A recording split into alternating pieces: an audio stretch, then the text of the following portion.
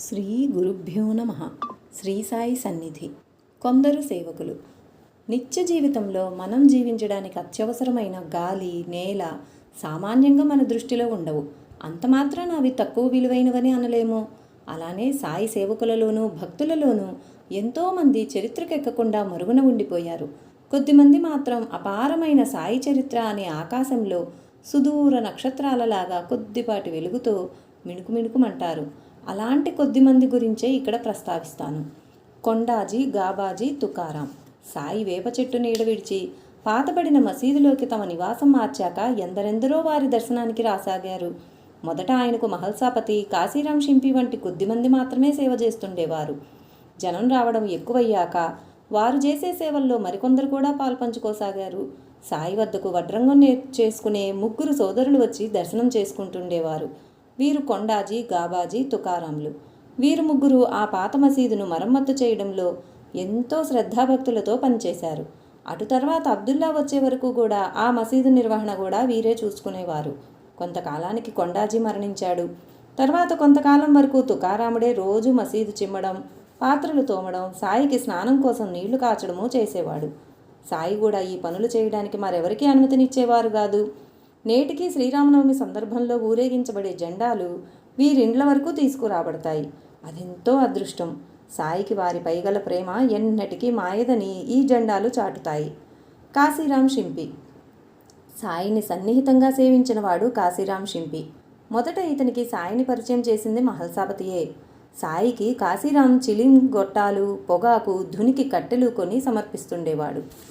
అతడు తన రాబడి యావత్తూ ఆయనకు సమర్పించేవాడు. అయితే మొదట బాబా కొద్ది పైసలు మాత్రం తీసుకుని మిగిలిందంతా అతనికి ఇచ్చేసేవారు. అతడు ఇంకా ఇంకా తీసుకోమని ఆయన్ను ఒత్తిడి చేసేవాడు. తీసుకోకపోతే బాధపడేవాడు. బాబా అతని వద్ద పైకం తీసుకొని ఆరంభించాక ఆయనకు ధన సహాయం చేస్తున్నామన్న అహంకారం అతనికి కలిగింది. కొద్ది కాలంలో అతని రాబడి తగ్గిపోనారంభించింది. బాబా అతని నుండి అంతకంతకు ఎక్కువ దక్షిణ అడిగి తీసుకొని ఆరంభించారు. ఒకసారి ఆయన దక్షిణ అడిగినప్పుడు అతని వద్ద డబ్బు లేకపోయింది. బాబా అతన్ని గోవిందరావు మార్వాడి వద్ద అప్పు తీసుకుని దక్షిణ ఇవ్వమన్నారు. క్రమంగా అదే పరిపాటైంది. కొంతకాలానికి ఆ మార్వాడి అప్పు ఇవ్వడం మానివేశాడు. అతడు తన తప్పు గ్రహించి పశ్చాత్తాపంతో బాబా పాదాలపై పడి తన అహంకారానికి క్షమించమని కోరాడు. బాబా నవ్వుతూ, ఎందుకు, ఏమైంది, నా పాలనా పోషణ నీవే చూస్తున్నావు కదా అన్నారు. అతడు తన అసమర్థత చెప్పుకోగానే బాబా అతన్ని ఆశీర్వదించారు. నాటి నుండి అతని ఆర్థిక పరిస్థితి మెరుగై కొద్ది కాలంలో పూర్వం వల్లనే ధనవంతుడయ్యాడు. బాబా మాత్రం అతన్ని దక్షిణ అడగడం మానివేశారు. కాశీరాం బట్టల వ్యాపారం చేసేవాడు. ఒకసారి అతడు బట్టలమ్ముకొని నౌర్ గ్రామం నుంచి గుర్రం మీద వస్తుండగా దొంగలు అతని సామాన్లన్నీ లూటీ చేశారు. అతడు వారికి ఏమీ అడ్డు చెప్పలేదు. కానీ చివరకు వారి దృష్టి అతని వద్దనున్న ఒక సంచి మీద పడింది. నిజానికి అది షిరిడీలోని సాధువు జానకీదాసు సలహాపై చీమలకు పెట్టడానికి తెచ్చుకున్న కలకండ పొడి మాత్రమే. అది చెప్పినా వారు వినలేదు. అతడు దాన్ని తన ప్రాణంతో సమానంగా చూచుకునేవాడు. దొంగలు దాన్ని లాక్కోబోయేసరికి అతడు అకస్మాత్తుగా ఒక దొంగ వద్దనున్న కత్తి లాక్కుని వారిపైకి ఉరికి ఇద్దరు దొంగలు నేలకూల్చాడు. అతడు మిగిలిన వారితో పోరాడుతుండగా వెనుక నుండి ఒక దొంగ గొడ్డలితో అతని తలపై కొట్టాడు. అతడు వెంటనే నేలకూలాడు. అతడు చనిపోయాడని తలచి దొంగలు భయంతో పారిపోయారు. కొద్దిసేపట్లో అతనికి తెలివి వచ్చి తలకు గుడ్డగట్టుకుని సాయిపై విశ్వాసంతో ఆసుపత్రికి కూడా వెళ్లకుండా తిన్నగా షిరిడీ చేరాడు. అక్కడ బాబా ఆజ్ఞను అనుసరించి శ్యామ వద్ద చికిత్స పొంది స్వస్థుడయ్యాడు. తర్వాత తెలిసింది, అతడు దొంగలతో పోరాడుతున్న సమయంలో ద్వారకామాయిలో సాయి చిత్రమైన రీతిన పట్టరాని ఆగ్రహంతో ఎవరినో కొడుతున్నట్లు భంగిమలు చేస్తూ కొట్టు, చంపు అని కేకలు వేశారు. తాను బ్రతికి బయటపడింది సాయి దయవల్లేనని అతడికి స్పష్టమైంది. తరువాత అతని ధైర్య సాహసాలకు మెచ్చి పోలీసు శాఖ వారు అతనికి ఒక కత్తి బహూకరించారు. ఇతని గురించి జీవిత శేషమంతా షిరిడీలో గడిపిన కాకా దీక్షిత్ ఒక వ్యాసంలో ఇలా వ్రాశాడు. కాశీరాం షింపి తను మన ధనాలతో ఉత్తమమైన రీతిన సాయి మహారాజును సేవించాడు. శ్రీ సాయి కఫ్ని మొదటి నుండి తెల్లగా మాత్రమే ఉండేది. కాశీరాం ఒక ఆకుపచ్చని కఫ్ని, ఆకుపచ్చ తలగుడ్డ కుట్టి సాయికి సమర్పించాడు. తర్వాత క్రమంగా బాబా మరలా తెల్లని కఫ్ని ధరించి ఒక ధోతి తలకు కట్టుకోసాగారు. వారి చిలింలో పొగాకు నింపడం, ధునికి కట్టెలందజేయడం, వారికి అవసరమైన డబ్బు ఇవ్వడం, ఇవన్నీ అతడే చేసేవాడు. తర్వాత అతడు తన పర్సు బాబా ఎదుట ఉంచి వారికి ఎంత కావాలంటే అంత ఎక్కువ డబ్బు తీసుకోమని ప్రార్థించేవాడు. లక్ష్మీబాయి షిండే. అలానే ప్రతిరోజు రాత్రి షిండే పాటిల్ భార్య అయిన లక్ష్మీబాయి షిండే ఒక బార్లీ రొట్టె తెచ్చి బాబాకు సమర్పిస్తుండేది. అందుకొక కారణం ఉన్నది. ఒకరోజు సాయంత్రం బాబా మసీదులో ప్రహరీ గోడను ఆనుకుని నిల్చుని తాత్యా పాటిల్తో ఏమో చెబుతున్నారు. ఇంతలో లక్ష్మీబాయి వచ్చి సాయికి పాదాభివందనం చేసింది. ఆయన, అమ్మా, నాకు ఆకలిగా ఉన్నది అన్నారు. అయితే భోజనం తీసుకొచ్చేదా అని అడిగింది. సాయి, తీసుకురా అన్నారు. ఆమె ఇంటికి వెళ్ళి నెయ్యి, పప్పుకూర, రొట్టె తెచ్చింది. సాయి వాటిని ఆత్రంగా అందుకున్నారు కానీ వెంటనే ఆ వంటకాలన్నింటినీ ఆయన పక్కనే నిల్చున్న కుక్కకు పెట్టేశారు. లక్ష్మీబాయి నివ్వెరబోయి, బావా, మీకు ఆకలి వేస్తుంది కదా, మీరు కొంచెమైనా తీసుకోకుండా అంతా ఆ కుక్కకు వేశారే అన్నది. ఆ కుక్క రొట్టె తింటుంటే తృప్తిగా చూస్తూ సాయి, అది మాత్రం ప్రాణే కదా, దానికి ఆకలిగా ఉన్నది, అది నేను వేరుగాము, అది తిన్నా నేను తిన్నా ఒక్కటే అన్నారు. ఈ ఉపదేశం లక్ష్మీబాయి హృదయంపై చెరగరాని ముద్ర వేసుకున్నది. ప్రతిరోజు సాయంత్రం ఆమె పాలలో నానబెట్టిన రొట్టె నియమంగా ఆయనకు సమర్పించసాగింది. అది ఆమె నిత్య జీవితంలో ఒక భాగమైపోయింది. సంస్కారానికి చదువుకు సంబంధం లేదు. సంస్కారం జన్మతహా వచ్చేది. చదువు, వేషము అన్నవి మనం మధ్యలో తెచ్చిపెట్టుకునేవి. లక్ష్మీబాయి ఇవేవీ లేని పేదింటి ఇల్లాలైనా పల్లెపడుచైనా ఆమెలో ఎంతో సంస్కారం ఉన్నది. శిష్యుడు 3 రకాలని శాస్త్రం చెబుతుంది. గురువు యొక్క మనోభావం ఎరిగి ఆయన ఏమీ చెప్పకనే సకాలంలో తగిన సేవ చేయగలవారు శిష్యులలో ఉత్తములు. గురువు ఒక్కసారి చెబితే గుర్తుంచుకొని శ్రద్ధతో ఆ సేవ చేస్తుండేవారు మధ్యములు. గురువు ఎన్నిసార్లు హెచ్చరించినా గుర్తుంచుకొని శ్రద్ధతో సరిగా చేయలేని వారు అధములు. లక్ష్మీబాయి మధ్యమ స్థాయికి చెందిన భక్తురాలుగా ఆరంభించి తన శ్రద్ధాభక్తులతో ఉత్తమ స్థాయిని చేరుకుంది. అందుకే బాబా మహాసమాధి చెందబోయే కొద్ది నిమిషాల ముందు మసీదుకు చేరగలిగింది. ఆయన తమ జేబు నుండి ఒకసారి 4 రూపాయి నాణేలు, ఆ తర్వాత 5 రూపాయి నాణేలను తీసి నవవిధ భక్తులకు సంకేతంగా ఆమెకు ప్రసాదించారు. వీటిని నేటికి మనం షిరిడీలో దర్శించుకోవచ్చు. బాబా భౌతిక దేహంతో చివరిసారిగా మానవులకు ఇచ్చిన ప్రసాదం అదే. ఆమెలో అంత సంస్కారం ఉండబట్టే సూర్యాస్తమయమయ్యాక మసీదులోనికి ప్రవేశించడానికి సాయి అనుమతించింది ఒక్క ఈమెను మాత్రమే. ఆమె నిత్యము అందరికంటే చివరిగా మసీదు విడిచి ఎవరు వెళుతుంటే వారితో కలిసి తన ఇంటికి వెళ్ళిపోయేది. ఎప్పుడైనా ఆమె వంటకాలు తెచ్చి సమర్పించడం ఆలస్యమైతే అప్పటికప్పుడే ఏదో ఒకటి చేసి పెట్టనిచ్చేవారు శ్రీసాయి. ఒక్కొక్కప్పుడు ఆమె ఇచ్చిన భిక్ష నుండి 3-4 ముద్దలు మాత్రం తీసుకుని మిగిలిన వంటకం ప్రసాదంగా ఆమెకే ఇచ్చేవారు.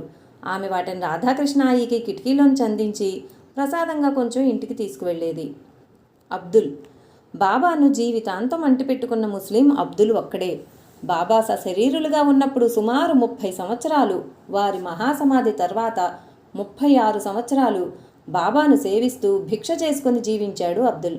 ఇతడు తపతీ నదీ తీరాన నాందేడ్లో 1871లో జన్మించాడు. ఇతడు చాలా చిన్న వయసులోనే ఫకీర్ అమీర్ ఉద్దీన్ అను ముస్లిం గురువును సేవించనారంభించాడు. అతడు తన 20వ ఏట సుమారు 1890లో బాబా వద్దకు వచ్చాడు. అతడు ఇలా చెప్పాడు: నేను తపతీ నదీ తీరాన ఉన్న నాందేడ్ నుండి 1889లో షిరిడీ వచ్చాను. నేనప్పుడు ఫకీరు అమీరుద్దీన్ గారి సేవలో ఉన్నాను. ఒకరోజు ఆ ఫకీర్ గారికి స్వప్నంలో సాయిబాబా దర్శనమిచ్చి 2 మామిడి పండ్లు ప్రసాదించి వాటిని నాకిచ్చి నన్ను షిరిడీ పంపమని ఆదేశించారు.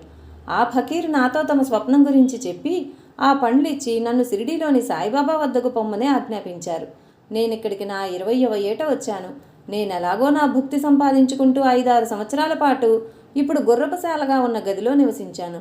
నేనెప్పుడూ బాబా చెంతనే వారి సేవ చేస్తుండేవాణ్ణి. మసీదులో వారి వద్ద ఖురాన్ చదివేవాణ్ణి. ఎప్పుడైనా ఒక్కసారి వారు అకస్మాత్తుగా ఖురాన్ గ్రంథం కాకతాళీయంగా తెరవగానే వచ్చిన వాక్యాలు చదివించేవారు. అరుదుగా ఆయన కూడా అందులోని వాక్యాలు ఉటంకించేవారు. బాబా చెప్పిన మాటలన్నీ నేను వ్రాసుకుంటుండేవాణ్ణి. కారణం, వారి నోట వెలువడ్డ ప్రతి మాట పవిత్రమైనదే. ఆ గ్రంథాన్ని నేను ఈ క్రింది రీతిని ఉపయోగిస్తుంటాను. బాబా ఆశీస్సుల వలన ఆయన చెప్పిన మాటలు నాకేగాక ప్రతివారికి సరి అయిన సందేశం ఇస్తాయన్న విశ్వాసం సంపూర్ణంగా కలిగింది. ఎవరైనా నా వద్దకు వచ్చి తమ భవిష్యత్తు కానీ లేక నాకు తెలియని ఏ సమస్య గురించి కానీ తెలుసుకోనగోరితే నేను భక్తి శ్రద్ధలతో ఆ గ్రంథం తెరిచి అక్కడ వ్రాసి ఉన్న మాటల్లోని సమాధానం చెబుతుంటాను. అదెప్పుడూ నిజమవుతుందని ఎన్నోసార్లు రుజువైంది. ఇలా భవిష్యత్తు తెలిపే సామర్థ్యం బాబా ప్రసాదించిందే. ఇందుకు 2 ఉదాహరణలు చెబుతాను. సాయి మందిరంలో బావి త్రవ్వించినప్పుడు అందులో ఉప్పు నీరు పడింది. అప్పటికి బాబా సమాధి చెందారు. అప్పుడు నేను గ్రంథం తెరిచి చూస్తే ఆ బావి ఇంకొంచెం లోతుగా త్రవ్విస్తే మంచినీరు పడుతుందని బాబా సందేశం వచ్చింది. నేను మరో 2 అడుగులు తవ్వించగా ఆ బావిలో ఉప్పు నీరే లేదు. మరొకసారి న్యాయవాది గాడ్గిల్ తన కుమారుడు ఇంగ్లాండ్ నుండి తిరిగి వస్తాడా అని ప్రశ్నించాడు. అతడు తిరిగి వస్తాడని చెప్పాను. అలానే వచ్చాడు కూడా. ఈ బాబా వచనాల వ్రాతప్రతి సరిగా ఖురాన్ వంటిదే. నేను దానిని భక్తితో పారాయణ చేస్తూ జపమాల తిప్పుతుంటాను. ఆ రోజుల్లో మరే ముసల్మానులు వచ్చి ఖురాన్కు అర్థం చెప్పమని బాబాను కోరలేదు. కానీ ఎందరో ఫకీర్లు, మహాత్ములు ఇక్కడకు వచ్చారు. ఆయన వారితో ఖురాన్ గురించి ఏమైనా చెప్పేవారేమో నాకు తెలియదు. నేనప్పుడు ఈచటి వీధులు జిమ్మి శుభ్రం చేసి బాబా సేవ కూడా చేశాక రాత్రంతా ఆయన వద్ద కూర్చుని ఖురాన్ చదువుకోవడంలో నాకు తీరిక ఉండేది కాదు. నాకు ఆయన స్పష్టంగా ఇచ్చిన ఆదేశమల్లా ఖురాన్ చదివేటప్పుడు నేను నిద్రించకూడదని, చాలా స్వల్పంగా తిను, రకరకాల వంటకాల కోసం పాకులాడవద్దు, ఒక్క వంటకం చాలు, అతిగా నిద్రపోవద్దు అని చెప్పారు. నేను చాలా స్వల్పంగా తిని రాత్రంతా మోకాళ్ళ మీద నిలిచి ఖురాన్ మొదలుగునవి పారాయణ చేస్తూ కూర్చుండేవాణ్ణి. నేను చదివిన దానిని గురించి బాగా మననం చేయాలని, ధ్యానం ఉంచాలని, నేనెవరు అని విచారించమని నాతో చెప్పారు. నేను ఆ గ్రామ వీధిని జిమ్మి వాటిపైనున్న మలం కూడా తీసివేస్తుండేవాణ్ణి. బాబా నన్ను గురించి మా పాకీవాడు అనేవారు. నేను నీరు తేవడం వంటి ఇతర సేవలు కూడా చేస్తుండేవాణ్ణి.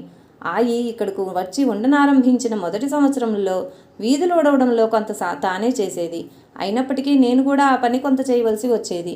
మొదట సాయిబాబా చెంత నుండి వారిని సేవించుకోమని నా గురువే ఆదేశించగా నేను అలానే చేశాను. కానీ తర్వాత నా గురువు షిరిడీ వచ్చి నన్ను తమతో వచ్చేయమన్నారు. బాబా అలా ఆజ్ఞాపిస్తే మాత్రమే నేను అలా చేయగలనని చెప్పాను. అటువంటి ఆదేశం ఏమీ లభించకపోవడం వల్ల నేను బాబా సన్నిధిలో ఉండిపోయాను. వెనుకటి నా గురువు షిరిడీ నుండి వెళ్ళిపోయారు.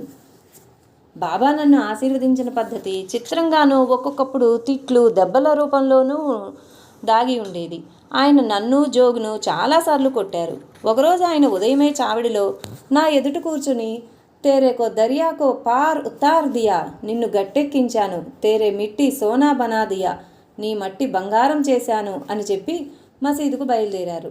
బాబా ఎప్పుడూ అవతారాలు మొదలైన వాటి గురించి ఎన్నో విషయాలు చెబుతుండేవారు. అవి పుస్తకంలో వ్రాసుకున్నాను. అవతారాల గురించి బాబా ఇలా అన్నారు: మొదట ఓంకారం ఉన్నది, దాని నుండి వరుసగా భావకారము, అద్ అలేఖ, నిరంజన్, నిరాకారము, నీల్, దాని నుండి అనిల్, దాని నుండి సున్నే వచ్చారు.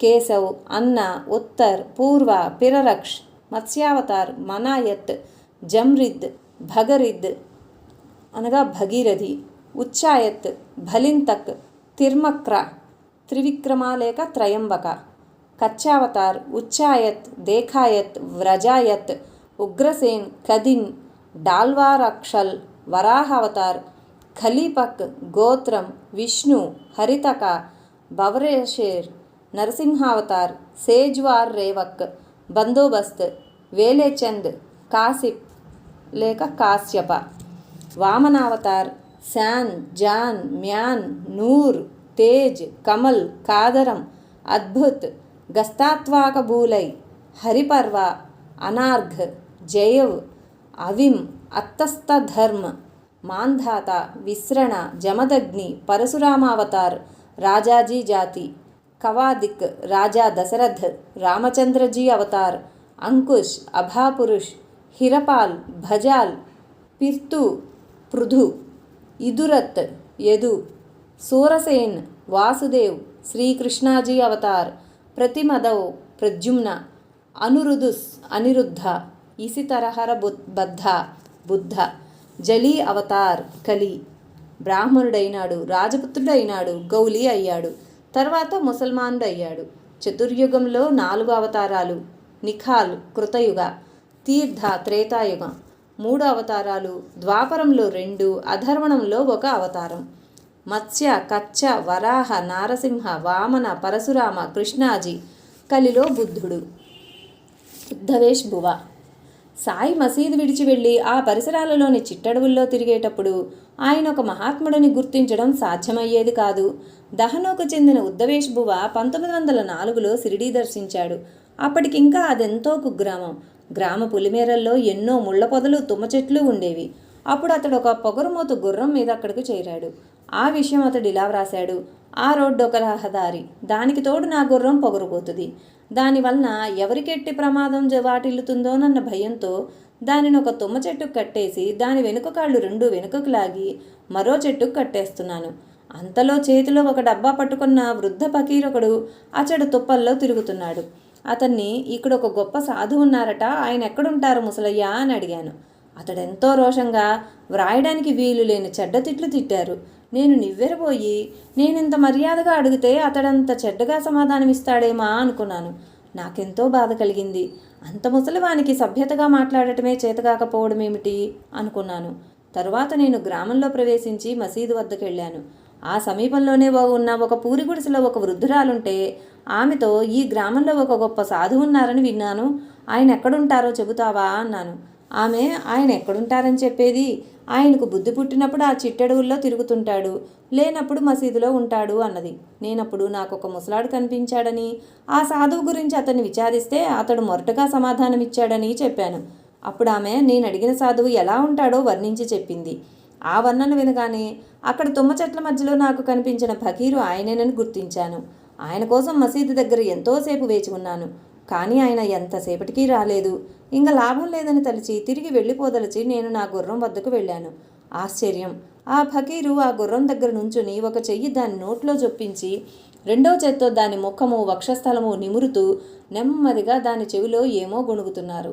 ఆ పొగరబోతు గుర్రం ఆయన్నేం చేస్తుందోనన్న భయంతో దాని దగ్గరికి వెళ్ళవద్దని, అది మంచిది కాదని కేక వేసి ఆయనతో చెప్పాను. ఆయన నా మాటలేవి పట్టించుకోకుండా యథాపూర్వమే చేస్తున్నారు. నేను వారిని సమీపించి పాదనమస్కారం చేసి, నేను నా మోక్ష గురువుని ఎక్కడ ఎలా దర్శించగలను అని ప్రశ్నించాను. ఆ ఫకీర్ ఇలా అన్నారు, నీకది తర్వాత తెలుస్తుంది. నేను కేవలం ఒక పిచ్చి ఫకీరును. నీవు అడిగిన విషయం నీకు 5 సంవత్సరాల తర్వాత తెలుస్తుంది. ఇప్పుడు నీవు తిరిగి వెళ్ళవచ్చు. నీవు ఈరోజు మాత్రం ఉపవసించాలి, మర్చిపోబోకు అన్నారు. ఆ తర్వాత మేమిద్దరము కలిసి మసీదుకు వచ్చాము. అప్పుడు బాబా తమకు ఒక భక్తుడు సమర్పించిన కొబ్బరి చిప్ప ప్రసాదంగా నాకిచ్చి, బాగానే ఉంది, అంత తొందరైతే ఎలా? ఒక్క గుడకతో జొన్న రొట్టెంతా మింగాలంటే అవుతుందా?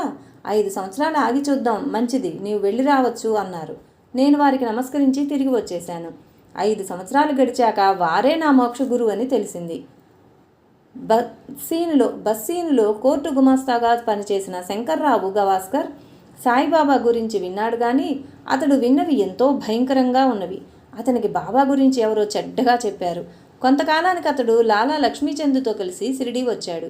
వారిద్దరూ మసీదు చేరే సమయానికి బాబా పట్టరాని కోపంతో అక్కడున్న అందరినీ కేకలు వేస్తూ ఘోరంగా తిడుతున్నారు. ఆయన చుట్టూ చేరిన భక్తులు భయంతో మసీదు మెట్లు దిగి పరిగెత్తుతున్నారు. శంకర్రావు మాత్రం ధైర్యం చేసి పట్టుదలగా అక్కడే నిల్చుని ఆయన్ను సమీపించబోయాడు. బాబా అతన్ని కూడా వెళ్ళిపోమ్మని గద్దించారు. అప్పుడు ఆ ఇద్దరు మసీదు నుండి బయటకు వచ్చి దాని వెనుకనే గోడ ప్రక్కనే కూర్చున్నారు. ఈసారి తమను ఆయన పిలిస్తే తప్ప దర్శనానికి వెళ్ళకూడదని ఆ ఇద్దరూ నిశ్చయించుకున్నారు.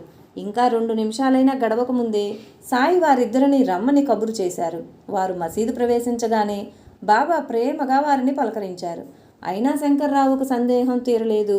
బాబా సత్పురుషుడే అయితే ఆయనకు కోపగించడం, తిట్టడం వంటి తామసిక ప్రవృత్తి ఎలా సాధ్యం? దీనివల్ల లోకానికి జరిగేదేమిటి అనుకున్నాడు. అయినప్పటికీ ఎంతో ఓర్పుతో వారిని దర్శించి నమస్కరించుకున్నారు. అటు తర్వాత ఆయన లీలలన్నింటినో అనుభవించిన తర్వాత అతడు ఆయన్ను కీర్తించాడు. సోమనాథ్ శంకర్ దేశ్ పాండే షిరిడీకి సుమారు 20 మైళ్ళ దూరంలో సంగమనేర్ తాలూకాలో నిమోన్ అనే గ్రామం ఉన్నది. అక్కడ శంకర్రావు రఘునాథ్ దేశ్ పాండే అనే పెద్ద మనిషి ఉండేవాడు. అతడు గౌరవ మేజిస్ట్రేట్గా పనిచేసి వృద్ధాప్యంలో ఉద్యోగ విరమణ చేసి స్వగ్రామంలో నివసించాడు. కనుక అతడు ఆ తాలూకాలోని ప్రముఖులలో ఒకడుగా పరిగణింపబడ్డాడు.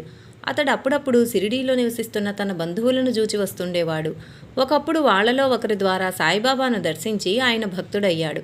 తర్వాత అతని జీవితంలో చివరి 3 సంవత్సరాలు సాయి సేవకే అంకితం చేశాడు. నిత్యము స్నానము, పూజ, భోజనాలకు తప్పిస్తే మిగిలిన సమయమంతా ఆయన సేవలోనే గడిపాడు. అతడు 60 సంవత్సరాలు పైబడిన వృద్ధుడైనప్పటికీ సాయి సేవలో కొంచెమైనా విశ్రాంతి కోరేవాడు కాదు. బాబా మహాసమాధి చెందిన కొద్ది కాలానికే అతడు కూడా వారి అనుగ్రహం వలన ప్రశాంతంగా కన్నుమూశాడు.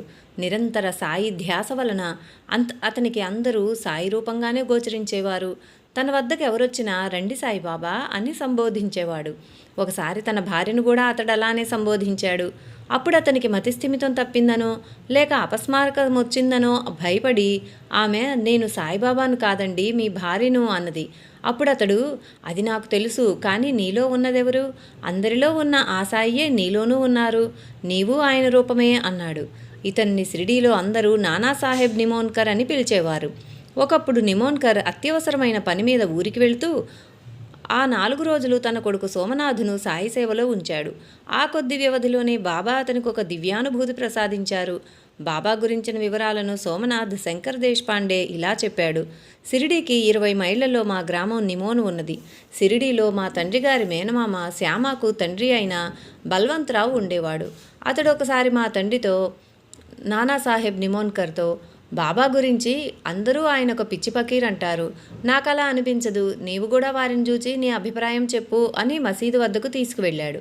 అంతకుముందెప్పుడూ బల్వంతరావు మసీదుకు వెళ్ళినా అతనిపై బాబా రాళ్లు విసిరేవారు. విసురుతానని బెదిరించి అతన్ని దూరాన్నే ఉంచేవారు. సామాన్యంగా ఆయన ఆ రోజుల్లో తమ దగ్గరకు ఇతరులు రాకుండా చూచుకునేవారు. కానీ మా తండ్రి వెళ్ళినప్పుడు మాత్రం ఆయన రాళ్లు విసరక తమ చెంతకు రానిచ్చారు. వారిని చూడగానే మా తండ్రికి భక్తి కలిగి బాబా గొప్ప మహాత్ములే గాని పిచ్చివారు గారని చెప్పారు. ఎప్పటివలే రాళ్లు విసరనందుకు బల్వంత్ ఆశ్చర్యపోతుంటే, ఆయన పిచ్చివాడని నీవు తలచడమే అందుకు కారణం, నేనలా తలచలేదు కాబట్టి వారీసారి విసరలేదు అని మా తండ్రి చెప్పారు. అప్పటి నుండి వీలైనంత తరచుగా మా తండ్రి బాబాను దర్శించసాగాడు. అతడు సంగమనేరులో గౌరవ మేజిస్ట్రేటు గనుక నానా చందోర్కర్ను కలుసుకుని బాబా గురించి మాట్లాడుకునేవారు. బాబా నివసించే మసీదు పునరుద్ధరించదలిచినప్పుడు మా తండ్రి కూడా విరాళమిచ్చి దగ్గరుండి ఆ పని చేయించాడు. బాబా ఒక పట్టాన ఆ కూలీలను పని చేయనిచ్చేవారు కాదు. వాళ్లంతా తమకు ఇబ్బంది కలిగిస్తున్నారని చెప్పి వారు చేసిన పనంతా తారుమారు చేస్తుండేవారు. చాలా కాలం పునాదుల పని కూడా పూర్తిగానివ్వలేదు. బాబా మసీదులో నిద్రించిన రాత్రులంతా పని చేయించి మా తండ్రి త్వరగా నిర్మాణం పూర్తి చేయించారు. బాబాకు మా తండ్రిపై ఎంతో విశ్వాసం. అందుకే 1916-18 సంవత్సరాల కాలంలో తమకొచ్చే దక్షిణలో కొంత భాగం మా తండ్రి దగ్గర దాచేవారు. అందువల్ల శ్యామ కూడా మా తండ్రిని అపార్థం చేసుకున్నాడు. మాకు బాబా వద్ద నుండి డబ్బు తీసుకునే అవసరం లేదు. ఫకీరుకు చెందిన డబ్బు ఎన్నడూ నిలవదు అన్న బాబా వాక్యం మా తండ్రికి బాగా తెలుసు. అంతకంటే శ్రేష్టమైన ఐహికము పారమార్థికము అయిన శ్రేయస్సు మా తండ్రి కోరినది బాబా ప్రసాదించారు. మా తండ్రి ఆ డబ్బు బాబా ఖర్చులకు చెల్లించేవాడు. బర్ఫీ కొని భక్తులు పంచడానికి, భారీ ఎత్తున దునికి కట్టెలు కొనడానికి తరచుగా బాబా ఆ పైకం అడిగేవారు. మా తండ్రిని అందరూ కాకా అంటుంటే బాబా కూడా అలానే అనేవారు. మా తండ్రికి సంస్కృత భాగవతం నిత్యపారాయణ చేయాలని ఉండేది. కానీ అతడికి సంస్కృతం రాదు. ఒకరోజు బాబా మా తండ్రితో, కాకా నీవు భాగవతం చదవరాదా అన్నారు. తనకు సంస్కృతం రాదని మా తండ్రి చెప్పాడు. ఏమీ పర్వాలేదు, ఈ మసీదు తల్లే నీకు సంస్కృతం నేర్పుతుంది, నువ్వు చదువుతూ ఉండు, క్రమంగా అదే అర్థమవుతుంది అన్నారు బాబా. అప్పుడు ఆయన మాటలపై విశ్వాసముంచి మా తండ్రి నిత్యము భాగవతము దానిపై సంస్కృత వ్యాఖ్య చదువుతుంటే క్రమంగా అవి అర్థమవసాగాయి.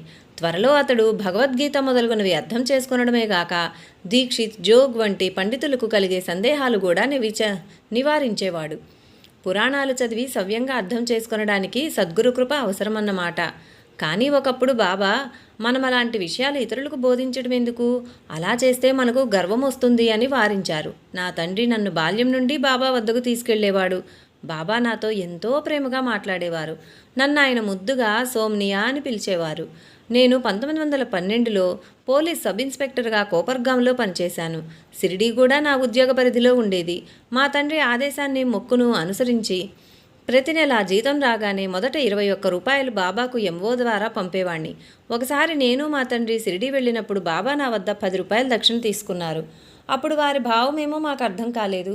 కానీ తర్వాత సరిగ్గా ఆ తేదీ నుండే నా జీతం 10 రూపాయలు పెంచారని తెలిసింది. అంతేగాక ఒక్కొక్కప్పుడు బాబా మసీదులో కూర్చుని తమ వద్దనున్న నాణేలను వేళ్లతో రుద్దుతూ ఇది కాగాది, ఇది సోమ్యాది అని గొణుగుతుండేవారట. అందువలన బాబా మమ్మల్ని ఎంత తరచుగా గుర్తు చేసుకునేవారో అది మాకెంత శ్రేయస్కరమో మా తండ్రి చెప్పేవాడు. మా తండ్రి జీవితంలో చివరి 3 సంవత్సరాలు ఆయన గురించి బాబా ఎంతో జాగ్రత్త తీసుకునేవారు. పూణేలో నా భార్యకు నెలలు నిండినప్పుడు సహాయం చేయాలని మా తల్లిదండ్రులు బయలుదేరారు. బాబా త్వరలో సమాధి చెందబోతారని విని దారిలో షిరిడీ వెళ్ళారు. కానీ బాబా వాళ్లను షిరిడీ విడిచి వెళ్ళనివ్వలేదు. కారణం తెలియక శ్యామ కూడా మా తండ్రి తరపున బాబాను సెలవు కోరాడు. బాబా, నా వాళ్లను చంపదలిచావా ఏమి? కాకా ఇక్కడుంటే నీ అబ్బసొత్తేమైనా తింటున్నాడా అన్నారు.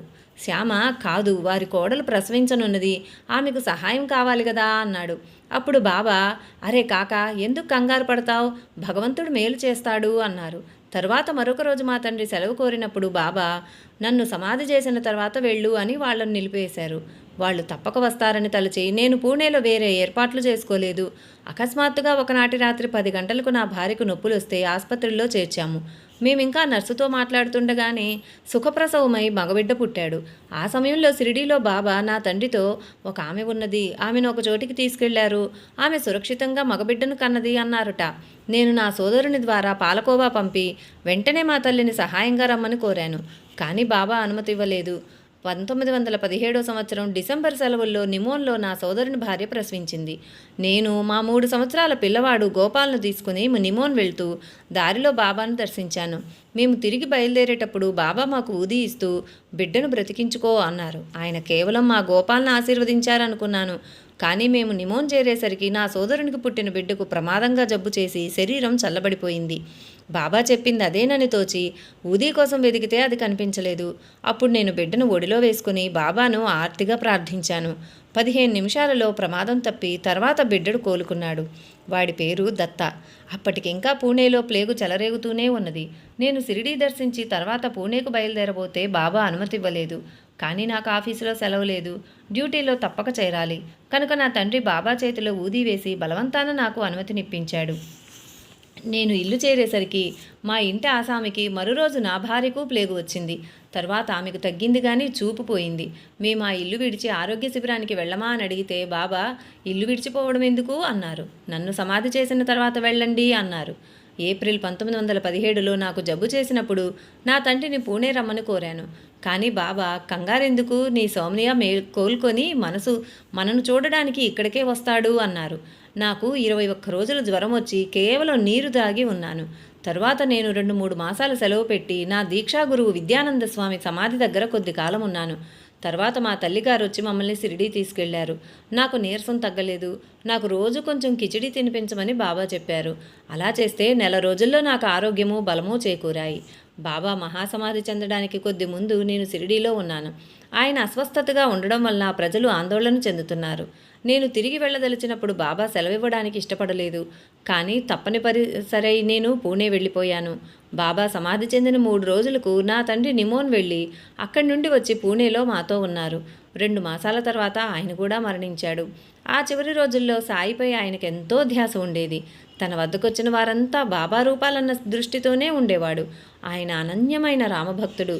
శ్రీరామ్ అన్న నామం ఉచ్చరిస్తూనే శరీరం విడిచాడు. బాబా భౌతికంగా ఉన్నప్పుడు వారికి 4 రోజులు సేవ చేసే భాగ్యం నాకు కలిగింది. సామాన్యంగా నా ఆలోచనలు ప్రాపంచికంగానే ఉండేవి. కానీ బాబా సన్నిధిలో ఉన్నప్పుడు నా సహజమైన ఆలోచనలు నిలిచిపోయి క్రొత్త భావాలు వచ్చేవి. నేను బాగా గమనించాను. బాబాకు ఒక పాదంలో మత్స్యరేఖ, మరొక పాదంలో స్పష్టమైన ధనుష్య రేఖ ఉండేవి. అవి మహాత్ములకు మాత్రమే ఉంటాయి. శ్రీ సాయినాథ్ మహారాజ్కి జై. లైక్ చేయండి, షేర్ చేయండి, సబ్స్క్రైబ్ చేయండి. కొత్తగా సబ్స్క్రైబ్ చేసిన వారు పక్కనే ఉన్న బెల్ ఐకాన్ ప్రెస్ చేసి ఆల్ అని ప్రెస్ చేస్తే నా నోటిఫికేషన్స్ వెంటనే మీకు అందుతాయి. Thank you.